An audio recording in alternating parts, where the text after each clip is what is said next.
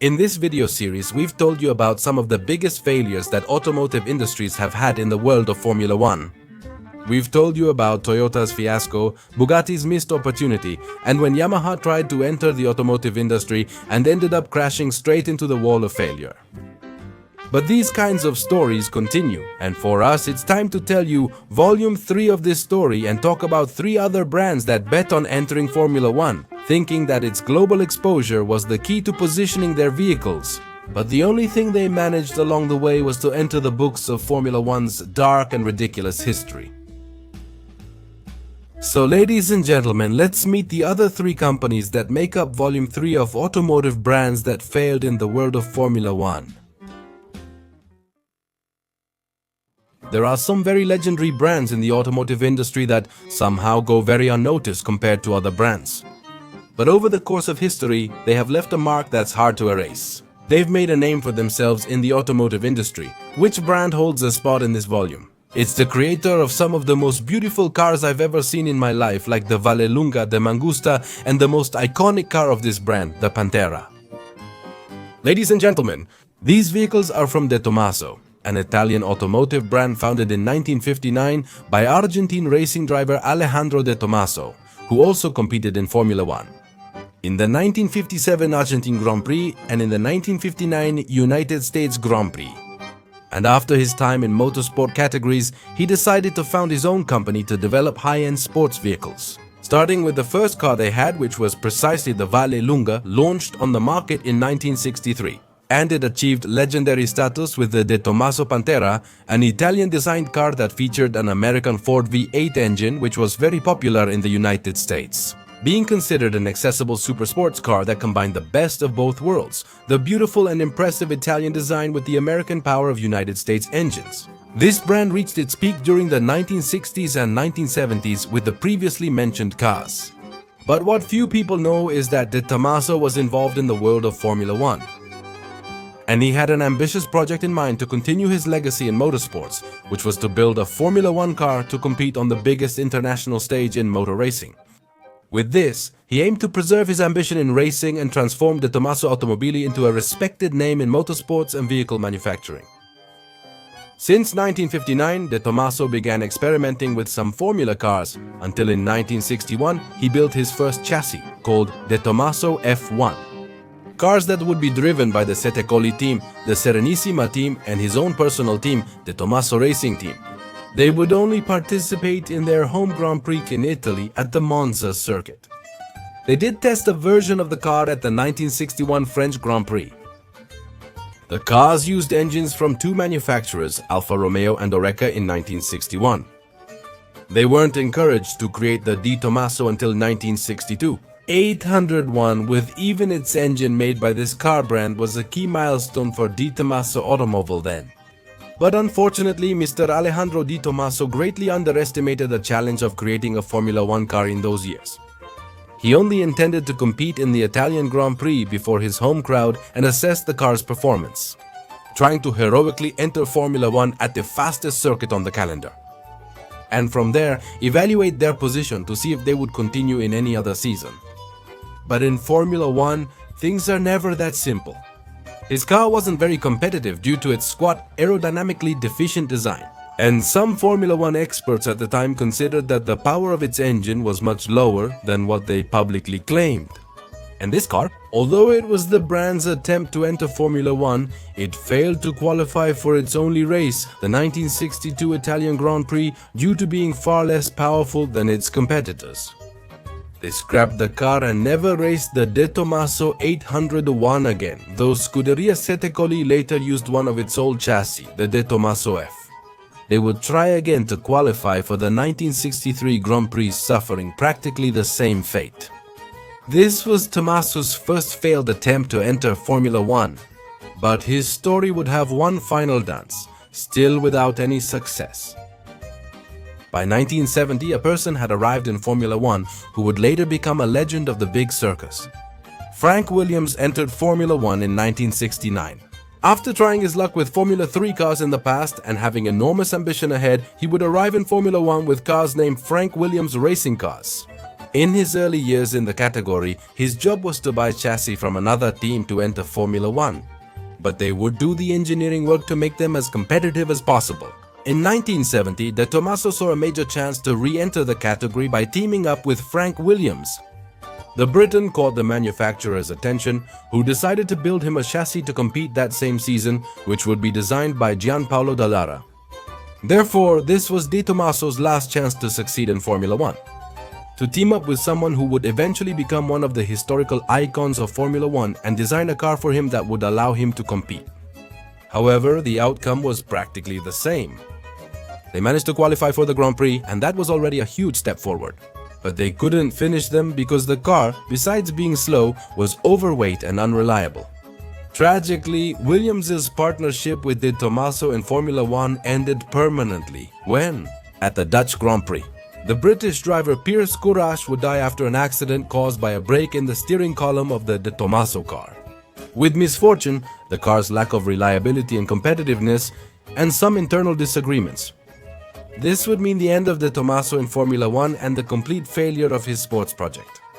However, the brand kept developing cars and retained much of its prestige as mentioned earlier with its street supercars. But it always stayed in the brand and Alejandro De Tomaso's legacy. The failure he experienced as a constructor in his dream of conquering the world of Formula One. Imagine if Formula One switched television networks in your country, and after enjoying commercial-free broadcasts with serious commentators, the new network changed all that. His fastest lap at the Canadian Grand Prix on foot, and...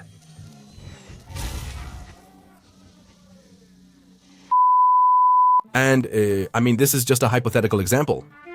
I don't mean that it's going to happen, but assuming it does and you want to keep your broadcasts just the way you know them, there is a tool that can help you break through any digital barrier on the internet, and that tool is a VPN, which our friends at Surfshark have.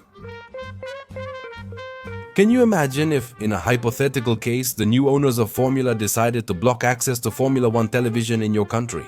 So you lost the multilingual commentary and historical catalog too? Well, to get it back, all you would need is to use a basic Surfshark tool, which is the IP changer. With that, you can virtually place yourself anywhere in the world where Formula One television is available. With one click, you'll instantly regain access to the platform and all its features. And yes, the example I gave you is hypothetical, and I'm not saying it's going to happen under any circumstances. But this example also works for other platforms, since this tool helps you unlock content that is regionally blocked on different platforms like Netflix, Amazon, Disney, and many more. So if the example I gave you at the beginning actually happens, you'll be covered. If it never happens, the VPN can still be used in many ways. I encourage you to try the VPN yourself.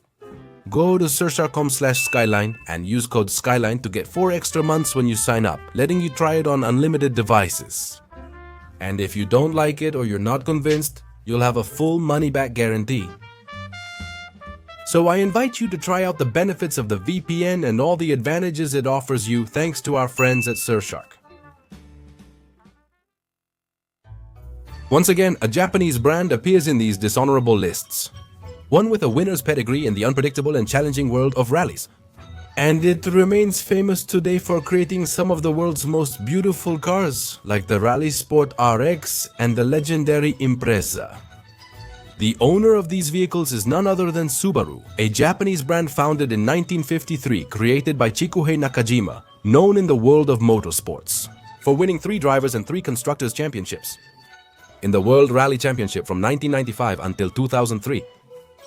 However, his adventure in motorsport had to go through a huge failure before tasting the sweetness of success in the rally discipline. And this failure came at the hands of Formula One. As context, before the disaster that was about to happen at the end of the 1980s, Japan dominated Formula One, at least with the engines, and particularly with Honda's engines, which together with McLaren dominated the category by winning the World Championships in 1987, although that was with Williams, and then from 1988 to 1991 doing it with the McLaren team. Honda's success eventually prompted Yamaha to enter the category later.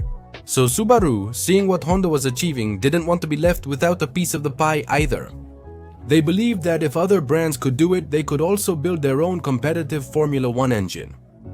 And for this ambitious project, they made all the worst possible decisions they could have made. First, they hired the Italian company Motori Moderni to build the engine since they trusted their experience to develop it.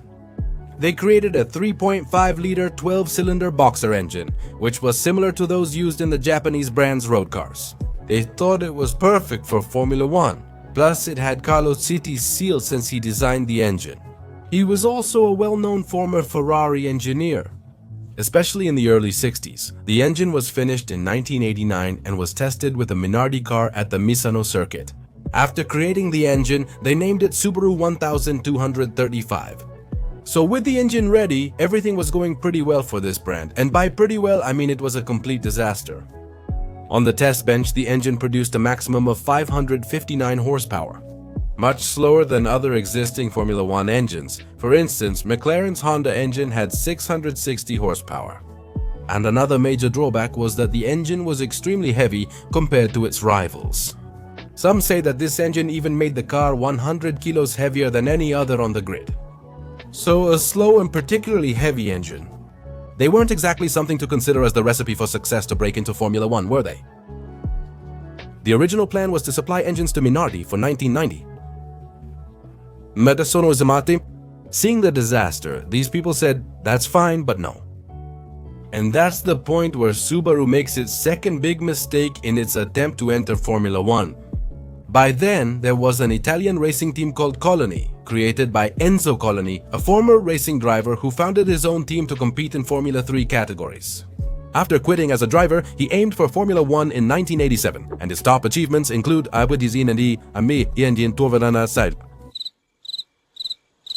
Indeed, in 3 years in Formula 1. His top achievement was qualifying for the Grand Prix, with his previous best being 8th place in the 1988 Canadian Grand Prix. But in 1989, out of 16 races in the season, they only qualified for 4, and in none of those Grand Prix were they able to finish the race. So partnering with a team like that wasn't exactly the best idea particularly. These people recognized the potential, noticed what others missed, and fully understood the ambition. And above all, they also saw that this team was bankrupt. They bought 51% from Colony, becoming the team's majority partners. This allowed them to install their own engines in these cars, leading to the formation of the Subaru Colony team. What could possibly go wrong if you put an engine heavier than a circus elephant in one of the worst 1989 cars? Exactly everything. The car was infinitely slower than the rest of its rivals in pre-qualifying.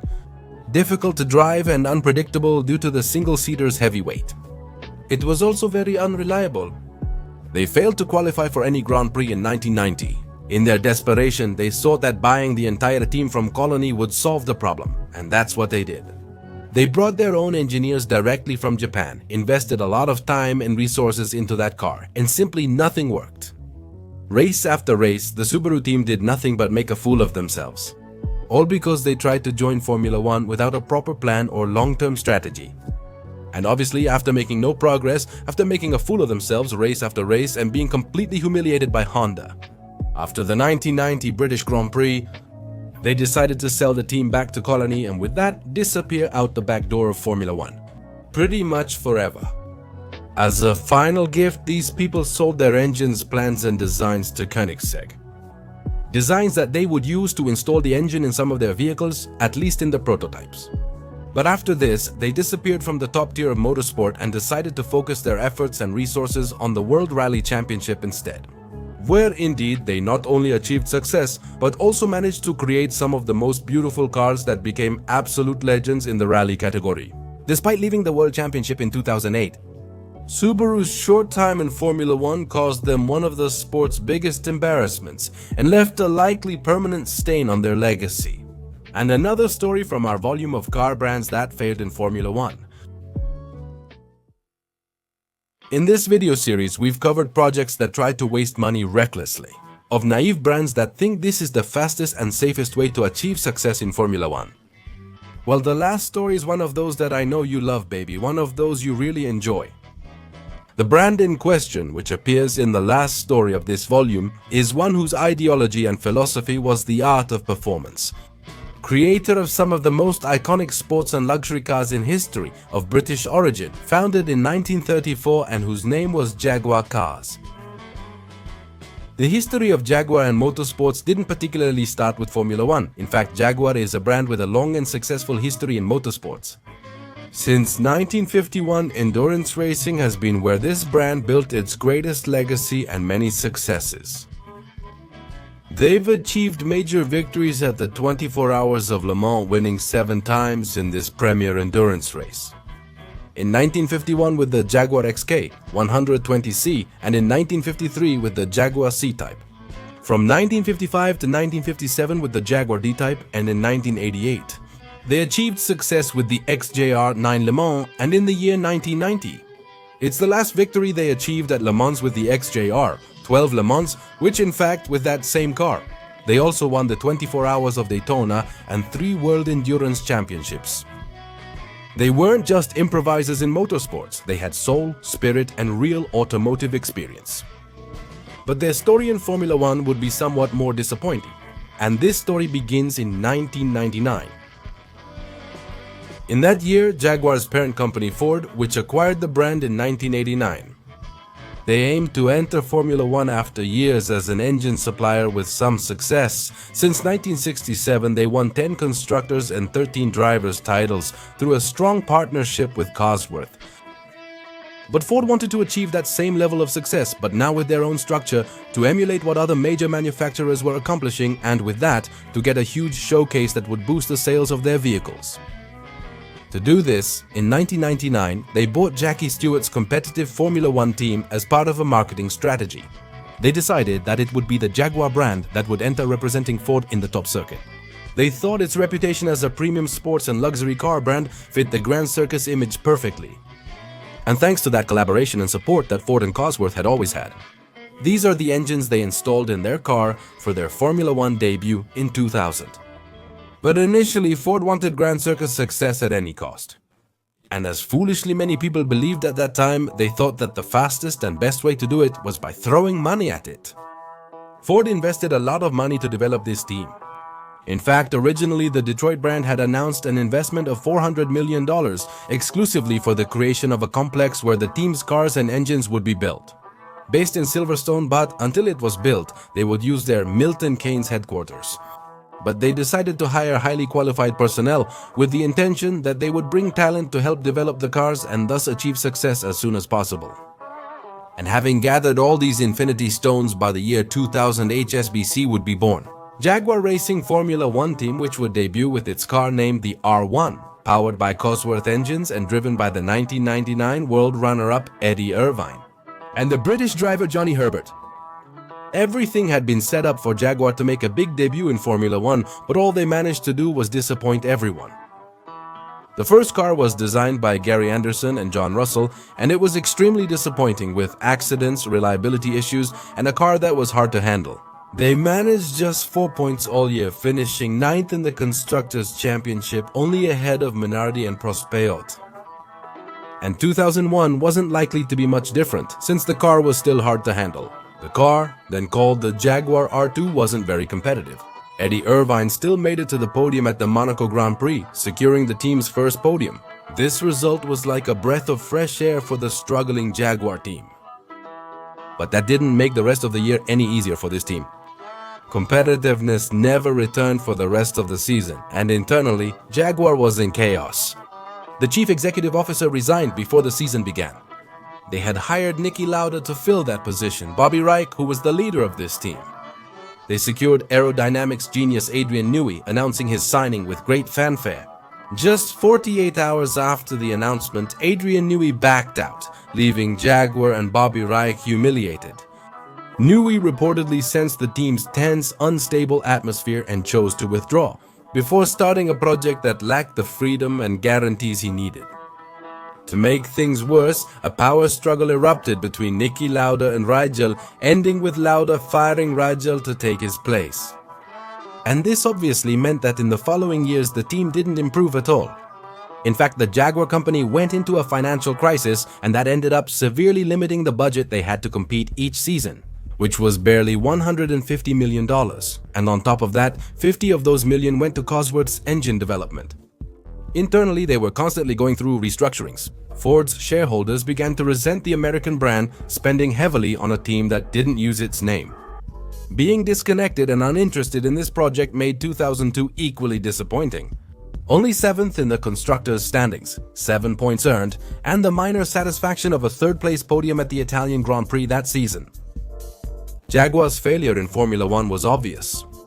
Ford intervened in almost everything, no matter how ridiculous it was within the team, limiting them operationally, and they had absolutely no idea how the team was being managed, so their decisions led them absolutely nowhere.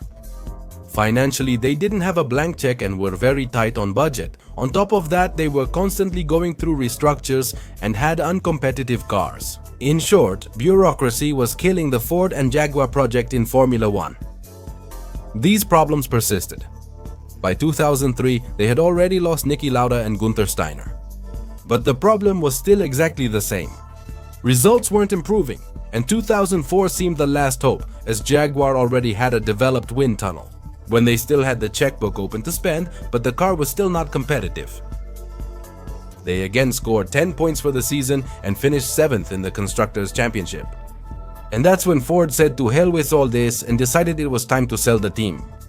Even though they tried to save the team by rebranding it as Ford F1, making it the official American team of the Detroit brand. From the parent company, they said no, thank you. They sold the team to Red Bull for just £1 sterling. And to recap the disaster, the super facilities worth $400 million, which were announced with great fanfare, were never built. They spent $500 million for only 2 podiums in 5 years. They sold Cosworth to the Champ Car Series owners, which eventually caused Jaguar to leave Formula One. With their tails between their legs and completely ashamed, it ended up being one of the biggest failures in the history of Formula One. Maybe only behind the disaster that was the Toyota project, where? Interestingly, both projects share similar failures. Like burning money for nothing, ridiculous bureaucracy, complete intervention from the brand that contributed nothing to the racing team. Endless restructurings, and in the end, both projects ended up in the same trash bin. Jaguar found some redemption in motorsport when they became world champions in electric formula racing in 2024. A discipline where they currently compete and where they have quite competitive results. But that certainly helps save face for one of the biggest failures in top motorsport history. And the last story of our volume, 3 car brands that failed in Formula One. With that, ladies and gentlemen, we close another chapter of this mini-series discussing the worst projects from ambitious car brands in the top circuit. But this is where I ask you, did you know the story of any of these teams? Would you have liked any of them to succeed? And I invite you to leave me your suggestions. Which other car brands would you like us to talk about in a possible future volume? 4 car brands that failed in Formula? Share your opinions in the comments. Thanks for watching. If you liked this video, please give us a thumbs up. Subscribe to this channel, turn on notifications so you know when I'm uploading a new video, and share this with your friends. Please follow us on Instagram and Twitter using the links in this video's description. And we'll see you soon for more content here on your Skyline Racing channel. Thanks for tuning in and see you later.